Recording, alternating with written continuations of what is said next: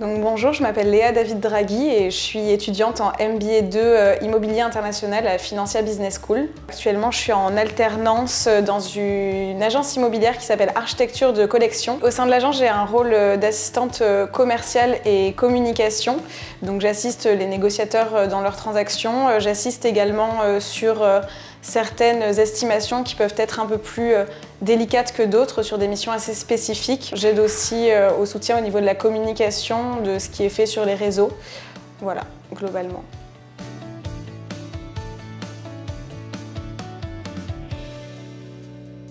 Donc à la base, j'ai un profil plutôt littéraire. Donc après mon baccalauréat, je suis partie en licence de langue étrangère appliquée, LEA.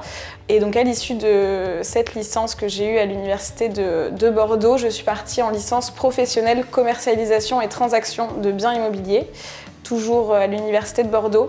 C'est une formation qui se faisait en alternance. J'étais en alternance dans une agence immobilière lambda qui m'a permis de mettre un premier pied dans l'immobilier. Et donc à l'issue de cette licence pro, j'ai exercé pendant 1 an au sein de l'agence Atelier Loft et Associés, qui est spécialisée justement sur tout ce qui est architecture industrielle en tant qu'agent commercial, toujours à Bordeaux.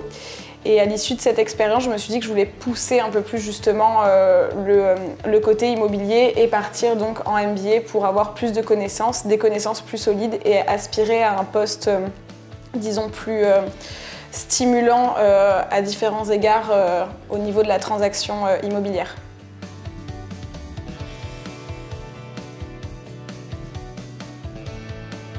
Donc j'ai toujours beaucoup aimé tout ce qui est architecture. Actuellement, je suis d'ailleurs en cours du soir à l'école du Louvre sur l'histoire mondiale de l'architecture.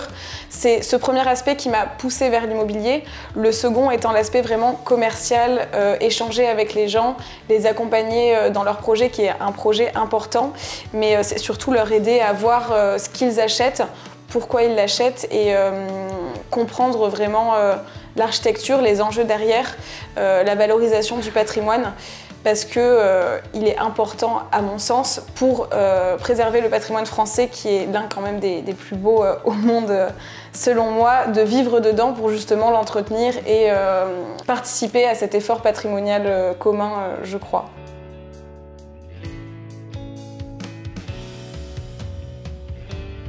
Ce que j'apprécie dans ce parcours, et je pense la qualité des enseignements, les enseignants qui viennent nous faire cours sont des professionnels, c'est de très bons contacts au niveau du réseau, c'est très pertinent et leurs cours sont par conséquent vraiment axés sur du concret et c'est très chouette de pouvoir vraiment faire des liens entre nos expériences en alternance et vraiment ce qui est en cours. On n'est plus du tout dans la théorie et on sent qu'on se dirige vraiment vers la fin de notre cursus.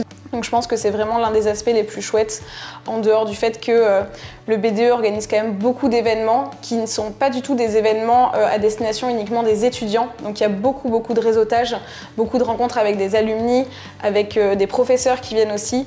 Et donc il y a vraiment une synergie qui essaye d'être créée au sein de l'école, qui n'est pas seulement tournée vers la fête entre étudiants, mais plus vraiment dans une optique de synergie entre les différents groupes qu'on retrouve dans des écoles et qui sont souvent trop segmentés, je pense, dans d'autres écoles.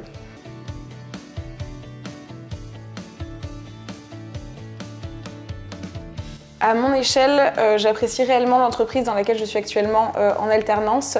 Je travaille également sur son développement à l'international. Donc j'aimerais, après ce master, pouvoir justement continuer ce développement et pouvoir s'implanter dans d'autres pays. Concernant ma vision à N+5, N+10, pour être tout à fait franche, j'en ai aucune idée, mais je crois que c'est assez inhérent à notre génération aussi, où tout a été un peu perturbé par les crises précédentes, le marché est quand même assez crispé et je pense que c'est assez dur de se projeter aujourd'hui. La seule certitude qu'on peut avoir, c'est que l'immobilier a toujours été et sera toujours, et donc c'est quand même une base rassurante pour l'avenir de la profession, je crois.